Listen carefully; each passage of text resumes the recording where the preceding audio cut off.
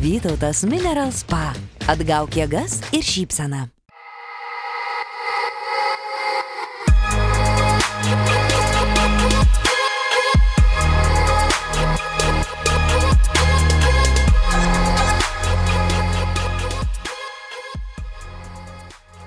Sveiki, labą dieną. Labai kažkaip buvau apsidžiaugiau, kai mane pakvietė paskaityti pranešimą į šią konferenciją, nes kažkaip iš pradžių nesupratau, kuo architektūra ir renginiai siejasi ir pat buvo tiesiog proga apie tai pradėti galvoti. Ir kai pradėjau galvoti, tai ir prisigalvojo daug visokių minčių, kurias ir norėčiau papasakoti. Savo tokį slaiduką pirmą, kuriame prisistatau ir įdėjau šią nuotrauką. Ir ta nuotrauka yra mano daryta, tai yra katedros skulptūra, kuri, taip atrodo labai pratilniai, kai ją žiūrim iš apačios, bet kai užlipant katedros stogo, pasirodo, kad jinai turi backdoorą ir tai jos to viso sakralumą šiek tiek sumažina ir tas jos šventumas tada visai tokį kitą dėmenį įgyja, jinai tokia lyg ir, nežinau, turi kambarėlį, jį turbūt galima įeiti, aš nebuvau įėjęs, bet gal ten viduje yra kokie laiptai ar, net nežinau, ko ten tikėtis, bet tikrai būtų įdomu tą padaryti. Ir aš kažkaip pagalvojau, kad per tą tokį šventumo, svarbumo, tapatybę nusakančio matmens aptarimą būtų galima išnagrinėti ir kitas miesto vietas, nes jos visos turi tikrai labai daug sluoksnių, ypač Vilniuje, kuris yra senas miestas, kuriame tų sluoksnių labai daug ir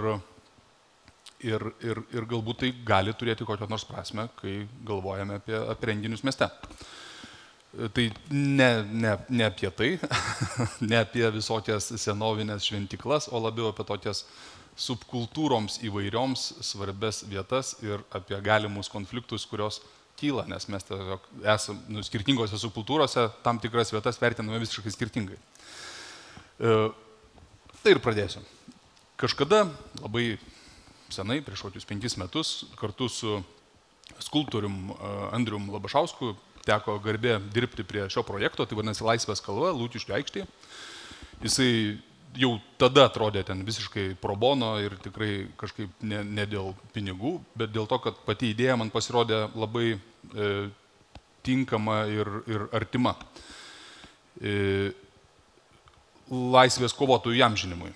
Tai priminsiu tiesiog, kas tas yra. Laisvės kalva yra iš esmės atraminė sienutė, kuri turėtų, čia yra fragmento modelis 1:1, kuri turėtų būti padaryta iš medžių kamienų, kurie yra įspausti į betoną. Ir šito vietoje yra keletas labai gražių simbolių apie tai, kad galbūt nebūtina ten kažkokią partizano skulptūrą statyti, o galima sakyti, kad medžiai tai yra laisvės kovotojų simbolis. Ir kad šitie įspaudai betone tai yra tų laisvės kovotojų mum palikta vertybė, palikta istorija, paliktos.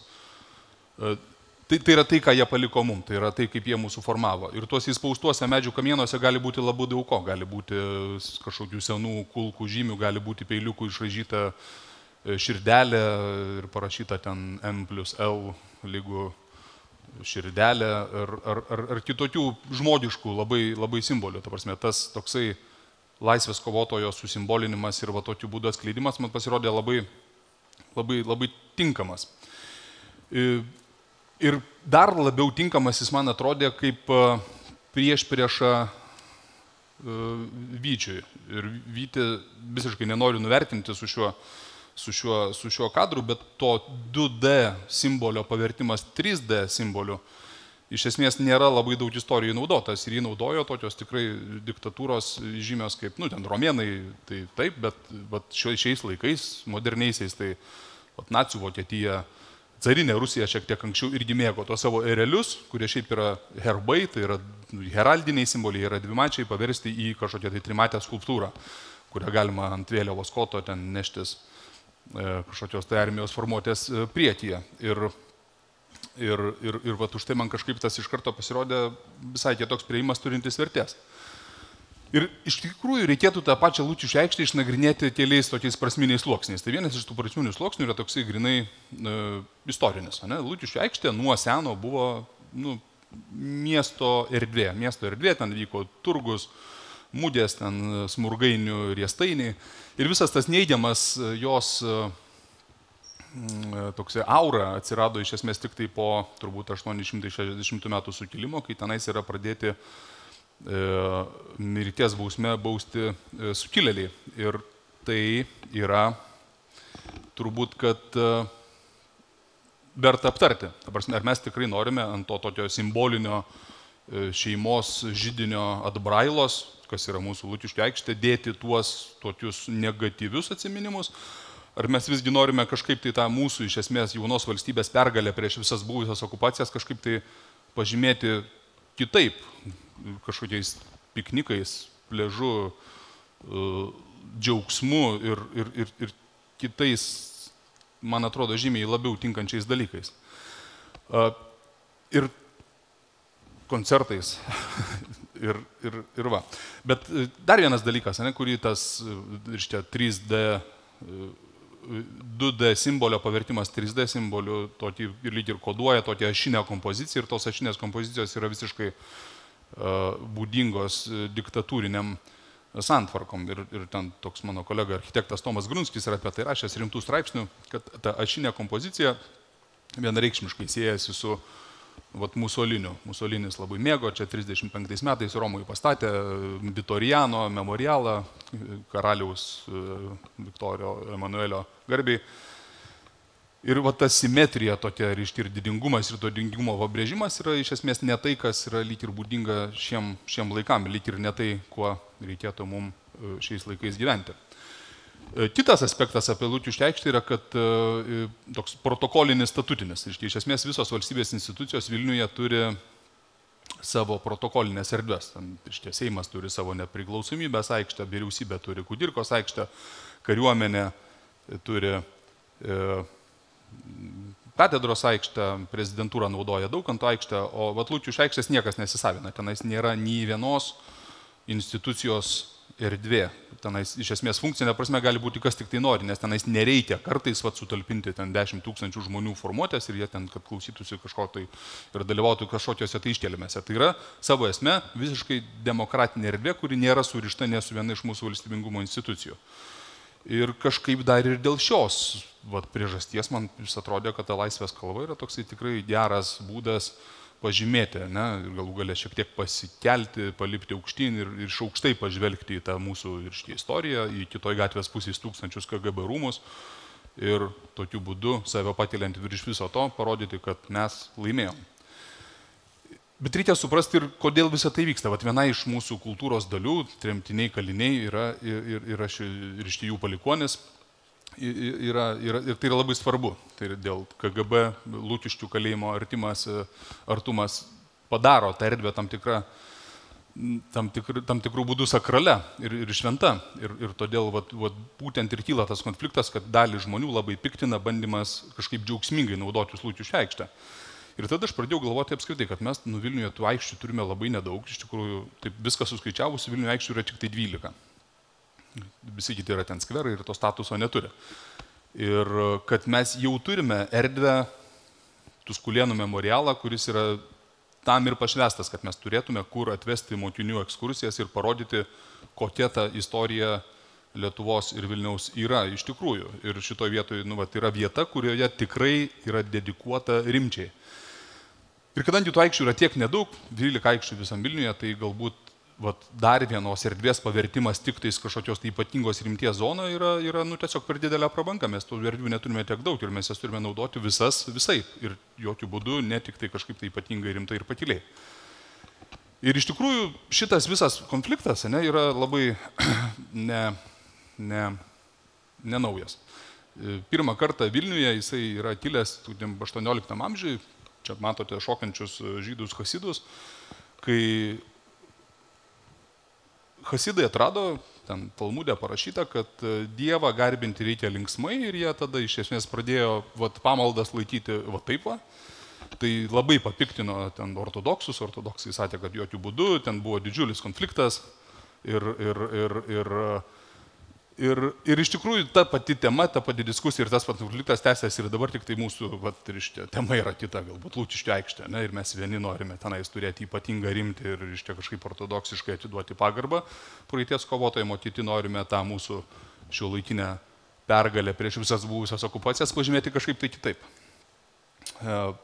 Labai daug tokių vietų Vilniuje yra, ne tik Vilniuje, turbūt ir visoje Lietuvoje, yra pažymėtos mirties ir ta mirtis mūsų kultūroje, nes čia yra pusę metų, 6 mėnesius per metus tamsu, cepelininis dangus, mažai saulės, lietus ir sniegas. Ir vėlinės yra 3 pagal svarbumą šventė, turbūt po Kalėdų ir Velykų. Ir tas mirties sakralumas kai kur yra labai aiškus, mes turime tą tokią kapinių kultūrą su ten mažąja urbanistika, mažąja architektūra.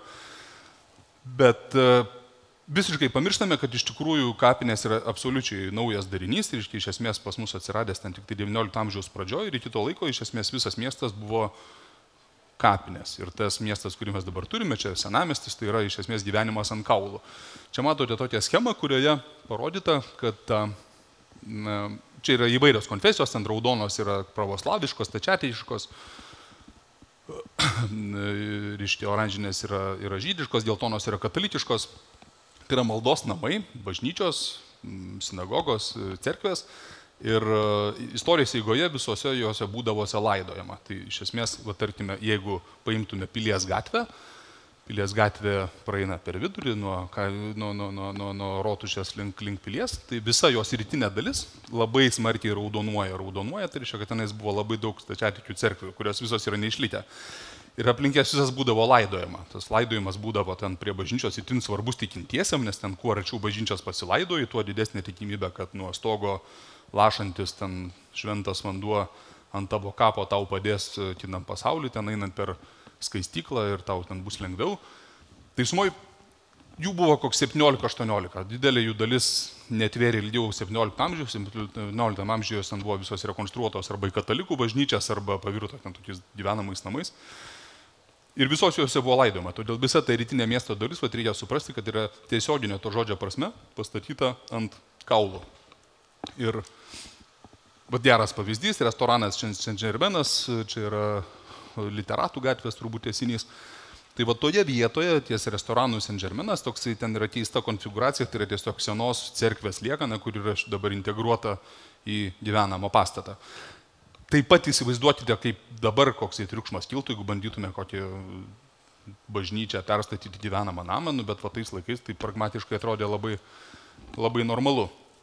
Ir čia dar vienas geras pavyzdys apie tai, kokiu būdu tas toksai stačiatikiškas ir žydiškas ir katalikiškas nesimaišymas buvo realus mieste. Šita dalis, Stiklių gatvės pradžia, visą laiką buvo iš esmės žydiškas kvartalas ir į tą žydišką kvartalą katalikiškos apskritai krikščioniškos bažnyčios neidavo ir vieną kartą buvo atėjusi viena cerkvė, jos matosi dar langai, vos Kresens, kur jinai neišliko, tiesiog iš čia kažkaip neprigijo, nunyko ir toje vietoje dabar yra genocido rezistencijos tyrimų centras.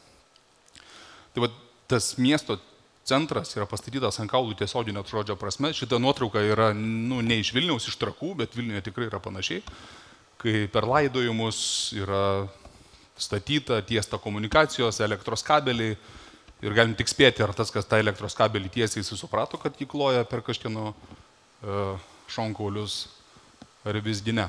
Tai kai ką nors darome, rytinėje Pilies gatvės pusėje, valgome, linksminamės, visą laiką prisiminkime, kad tai darome tiesiogiai ant protėvių kaulo. Dar viena labai įdomi vieta, kur irgi yra absoliučiai pamiršta, yra Kartuvių kalnelis. Kartuvių kalnelis yra prie Stepono gatvės, tai yra šita vieta, tarp Stepono ir Gėlių.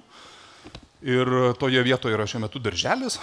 Tas Kartuvių kalnelis būdavo pranciškonų, kurie turi šitą bažnyčią, nuomojamas magistratui Kartuviam rengti. Toje vietoje karališkas kelias, pro ten į miestą atvykdavo karaliai iš Krokuvos ir jie galėdavo pamatyti, kaip gerai miestas tvarkosi su teisėtvarka ir ten visą laiką būdavo tie pakarti žmonės. Ir dabar ten yra darželis ir man tai absoliučiai džiugu matyti, kaip šita vieta įgavo kitą charakterį. Visi vaikai tame darželėje, čia yra darželis Gėlynas, tikrai geriausias darželis senamiestyje. Visi vaikai žino, kad čia yra Kartuvių kalnelis ir jie, kai su kastuvėliu eina per pertrauką ten kasti duobės, tai jie eina ne šiaip ten kokią smėlio pilį statyto, jie realiai eina ieškoti kaukolių ir ten kasa duobę ir ieško ir dar niekam nepavyko, bet toksai tikrai noras kažką rasti yra labai ženklus. Ir šita vieta vėlgi turi ten keletą tokių prasminių sluoksnių, pavyzdžiui, mano kaimynui Alikui, kurio ponia Babytė Tigriukas yra matoma šitoj nuotraukai. Yra šventa dėl visai kitų priežasčių, reiškia aplinkui gyvenę žydai per Antrą pasaulinį karą, bėgdami ar suprasdami, kuo čia viskas gresia, ant tos kalvos augančių medžių šaknų, po šaknimis paslėpė tikrai daug aukso ir mano kaimynas Alikas, tos aukso dirbinius iš ten kasė ir visą jaunystę buvo turtingas sovietinis žmogus. Ir jisai turi absoliučiai kitą supratimą apie tai, kodėl ta vieta yra kažkuo tai ypatinga ir verta gerbimo. Dar viena vieta, kuri yra tokia tikrai ypatingai šventa ir mes apie tai dažnai nesusimastome, yra Aušros vartų rajonas ir aplinkui. Aušros vartų rajonas yra, ten vienoje vietoje susipietę labai daug bažnyčių dabar, anksčiau jų buvo dar daugiau. Tai yra Šventos Trejybės unitų cerkvė, kuri yra už Glaubico vartų, paėjus šiek tiek ten ant kalniuko, yra Šventos Dvasios pravoslavų ir yra Šventos Teresės katalikiška. Viskas yra vienoje vietoje ir viskas vienoje vietoje yra susigrūdę iš esmės dėl šitų trijų žmonių. Šitie trys žmonės yra Jonas, Eustachijus ir Antanas, berods. Jie yra pirmieji trys Vilniaus kankiniai, jie visi buvo karaliaus Algirdo dvariškiai, visi buvo lietuviai, visi buvo pravoslavai.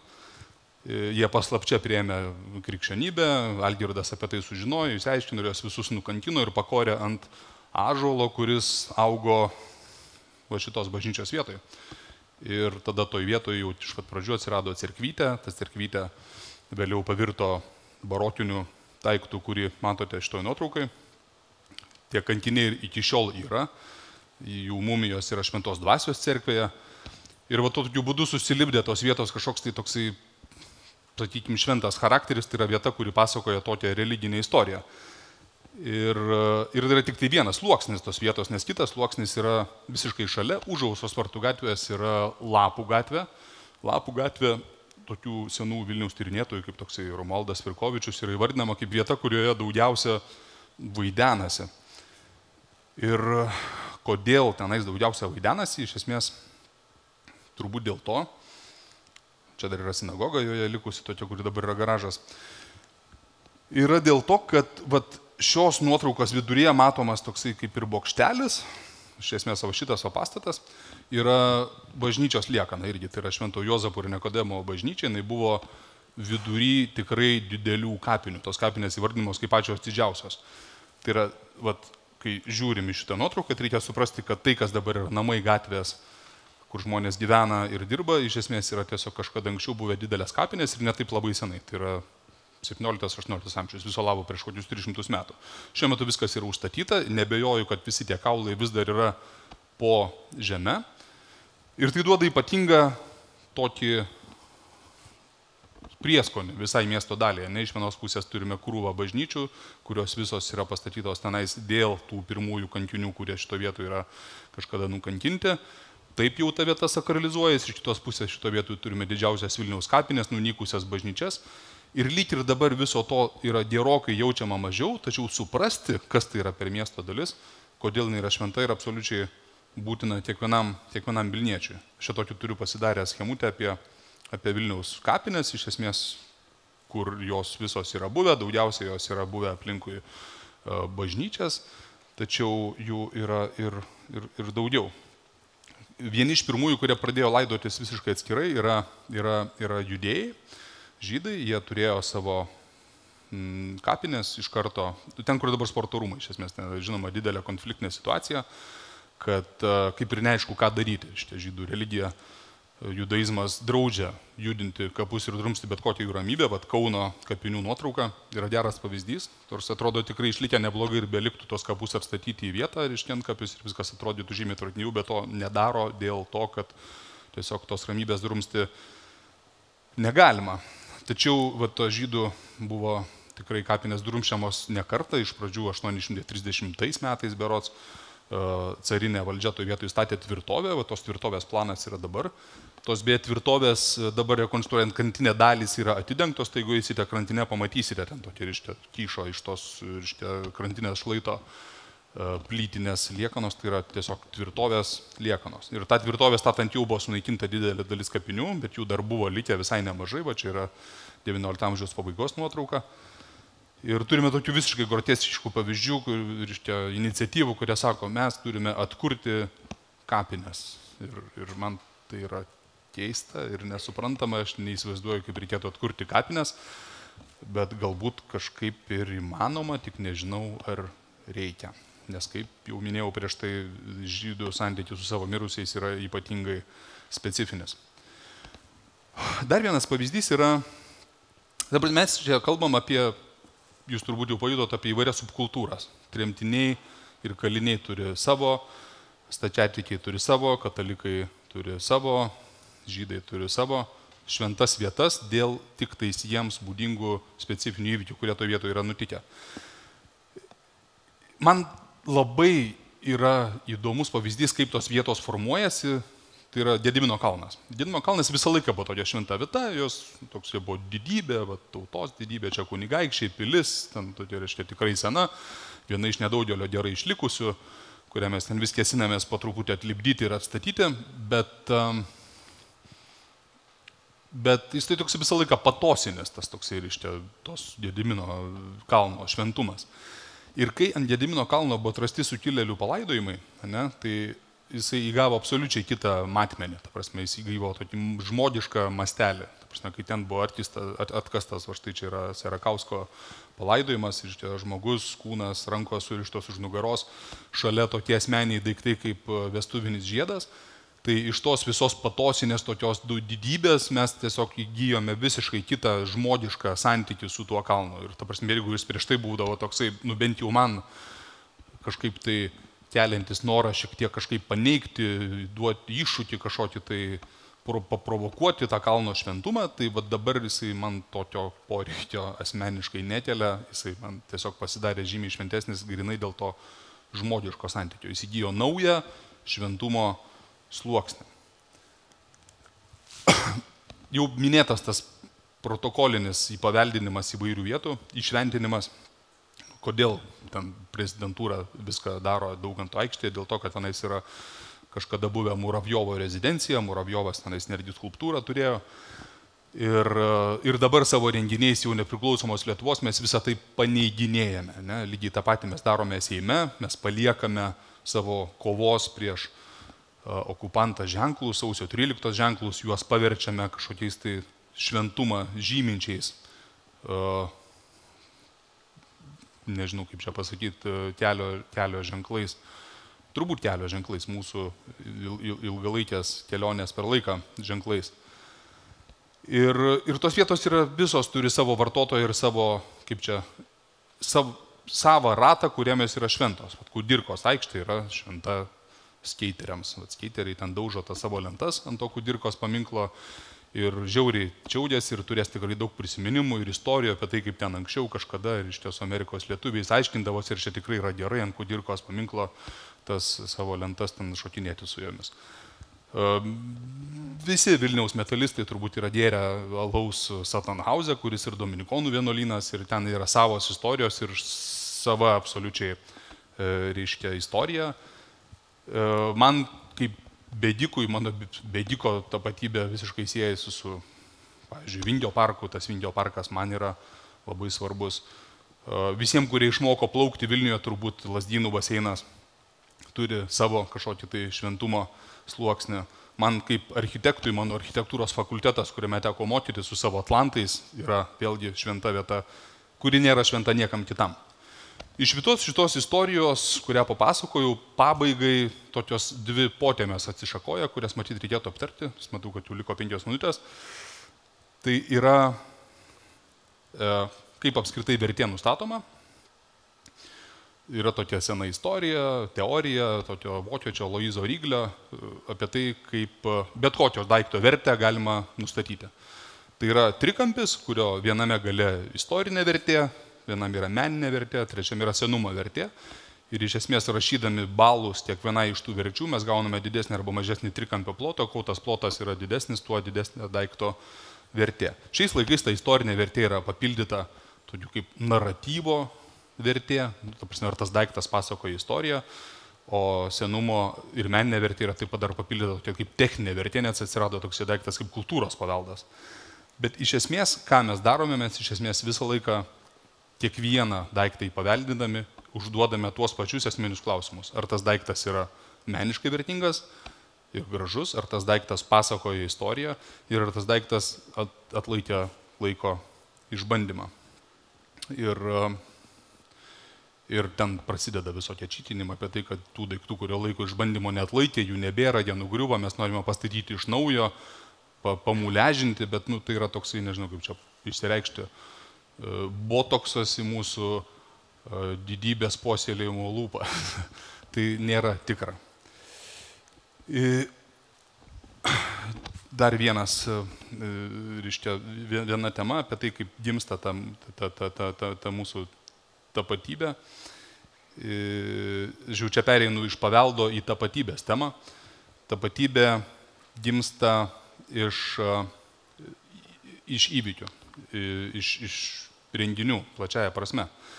Ir šitas ansamblis iš Onos ir Bernardinų, kuriame stovi Mickevičiaus paminklas, iš esmės absoliučiai naują šventumo sluoksnį įgijo tada, kai 88 metais tenai susirinko pirmasis nepriklausomybės mitingas, kuriame iš esmės pirmą kartą jau drąsiai buvo deklaruota, kad Lietuva bus nepriklausoma.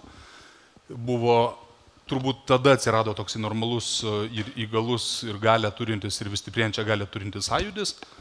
Ir nuo tada tai tapo ne tik tai kažkoks tai toksai architektūrinis ansamblis, kuris turbūt vienintelis taip gerai išlikęs yra gotikinis, bet tai taip pat yra vieta, kurioje gimė mūsų šiuolaikinė nepriklausomybė. Ir pabaigai keletas tokių nuotraukėlių. Viena iš jų yra Džimo Morisono kapas Paryžiuje, apie tai, kaip kažkokia tai šventa vieta, ta šventąja prasme, galų gale kažkaip susikarikatūrina vien dėl kažkokios tai popkultūrinės savo prigimties. Ir kapas kaip kapas, gėlės ant jo, bet visa kita aplinkui tampa kažkokiais tai grafičiais ir aš jau ir nebežinau, kaip šitoj vietoj vertinti. Bet taip pat grafičių nelygų ir vienas iš tai Pilies gatvės Bromių užrašytų grafičių, tai yra irgi 88 metų ir čia kažkas jas užrašė Lietuva. Ir tai nėra niekaip saugoma, bet visiems to kiemo gyventojams akivaizdu, kad šitą reikia apdažyti ir išsaugoti, nes tai yra 88 metų mūsų gimstančios tapatybės reliktas ir ženklas. Tai į pabaigą visiškai atėjau, nežinau, kaip tai siejasi su renginiais, galbūt tik tiek, kad norint suprasti miesto istoriją ir norint netyčia nepadaryti taktinių klaidų, be fotografuojant vestuves prie laiptų, kurie pagaminti iš žydų antkapių, tą istoriją reikia žinoti. Ačiū. Ačiū, Lukai. Pabaiga tokia šviesi. Aš turiu vieną klausimą jums, Lukai. Ir papildymą. Man teko būti Novodevičės kapinėse Maskvoje ir tenai Jurijaus Nikulino kapas. Ir tai yra realaus dydžio, jisai sėdi, šalia didžiulis dogas, jo mylimas šuo. Ir visas kapas buvo nukrautas cigaretėmis ir cigarečių nuorūkomis, nes visiems irgi pagarbo ženklas, čia kaip Džimui Morisonui buvo eiti iš pro šalį ir palikti po cigaretę prie Jurijaus Nikulino kapo. Tai čia toks irgi buvo keistas suvokimas. Bet labai trumpai prie dar vienos šventos, nežinau ar šventos, bet Lukiškių kalėjimas. Nes tai labai tiesiogiai susiję su renginiais ir, tarkim, man pačiam teko vaidinti Lukiškių kalėjime, kuomet mes 3 dienas Mažasis teatras ten vaidino ir buvo labai dvilypas jausmas, nes šventumo toj vietoj kaip ir nėra, tikrai, bet jinai iš esmės vis tiek yra susijusi ir pilna tokio, kaip čia pasakyti, neigiamo atspalvio. Tai kaip jūs manot, šventės ten? Tai šventvagiška, ar reiktų tą vietą ir kaip jūs manot, kas greitai atsitiks su ta vieta, ar vis dėlto jie tikrai irgi reiktų lygiai taip pat kaip ir su Lukiškių aikšte, kaip tik tai kelti iš tos negatyvios miesto zonos atmosferos, nežinau kaip čia vardinti. Taip, aš turbūt jau ten atsakiau į klausimą, man atrodo, kad geriausias būdas švęsti mūsų nepriklausomybę yra džiaugsmu, o ne gedėjimu. Ir turbūt, kad to kalėjimo visos temos depolitizavimas kažkoks tai ir renginių įsileidimas, kūrybinės energijos įsileidimas kaip po tokios yra pats geriausias jos panaudojimas. Ir kaip manot, kas jūs laukia tos vietos? Labai sunku atsakyti, bet Ko manau, kad tikitės? jin yra labai sunkiai pritaikoma. Ta prasme, man yra tekę būti viešbučiuose, kur yra rengti kalėjimuose ir tai yra smagu, kai yra 50 kambarių viešbutis, bet kai tai yra didžiulis, ten 5 kartus didesnis, tu nerasi tiek žmonių, kurie norėtų tame kalėjime atvažiuoti ir apsigyventi, tai netaps verslo viešbučio. Todėl aš manau, kad jis ir bus tokia keista, tarpribinė, neformali erdvė, kurioje tie, reiškia, verslo, gal ne verslo, gal labiau kūrybiniai inkubatoriai ten klestės dar ilgą laiką ir čia, man atrodo, yra puiku.